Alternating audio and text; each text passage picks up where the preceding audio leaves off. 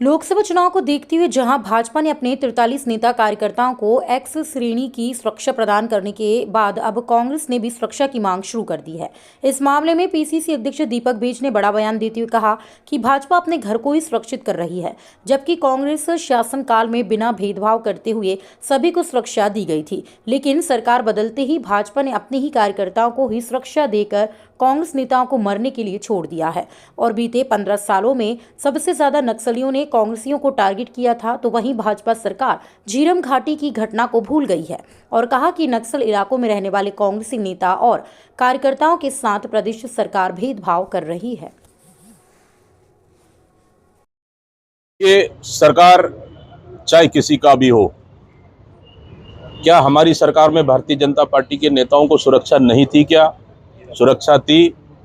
सबसे बड़ा भारतीय जनता पार्टी की सरकार में झीरम जैसा घटना हुई, कांग्रेस के नेताओं और कांग्रेस के कार्यकर्ताओं की सबसे ज्यादा हत्या हुई है और 15 साल की सरकार में हम झेले हैं, उस चीज को सहन किए हैं।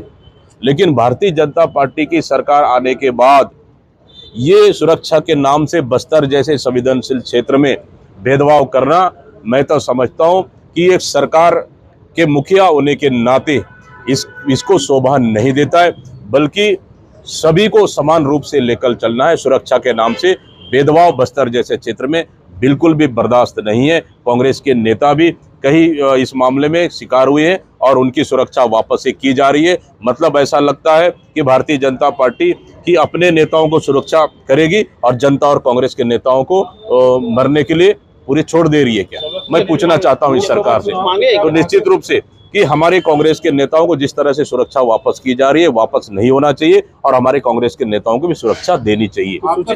वहीं इस बयान के बाद भाजपा प्रदेश प्रवक्ता संजय पांडे ने पलटवार किया और कहा कि पीसीसी अध्यक्ष दीपक बेज सुरक्षा के मामले में छद्म राजनीति कर रहे हैं। साथ ही कहा कि किसी की सुरक्षा हटाई नहीं गई है और ना ही किसी के साथ भेदभाव किया जा रहा है।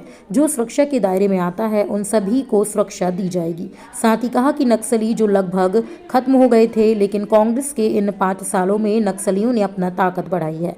तो वहीं कांग्रेस शासनकाल जाने के बाद भी भाजपा नेताओं की टारगेट किलिंग होती रही है। लेकिन अब जब जगह जगह कैंप खोलने से नक्सली बौखलाहट में आकर बीजेपी नेताओं को टारगेट कर रहे हैं, तो वहीं कांग्रेस से शासनकाल में सर्चिंग बंद हो गई थी। वहीं प्रदेश में भाजपा सरकार आने के बाद उन सभी इलाकों में सुरक्षा बल पहुंचकर कैंप खोलकर सर्चिंग शुरू कर रही है और जल्द ही पूरे इलाके से नक्सलियों का सफाया किया जाएगा। जगदलपुर से ब्यूरो चीफ अनिल राव की रिपोर्ट।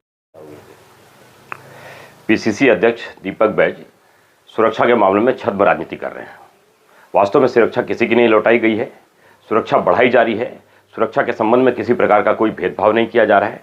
माननीय डिप्टी सीएम ने भी स्पष्ट रूप से कहा है कि जो भी सुरक्षा मांगेगा, सुरक्षा के दायरे में आता है तो उसे सुरक्षा निश्चित दी जाएगी। इनका बयान पे किस आधार पर राजनीति कर? मैंने कहा छद्म राजनीति कर रहे हैं। अभी लगातार 5 साल तक और सत्ता उनके हटने के बाद भी भारतीय जनता पार्टी के नेताओं की लगातार टारगेट किलिंग की जाती रही है।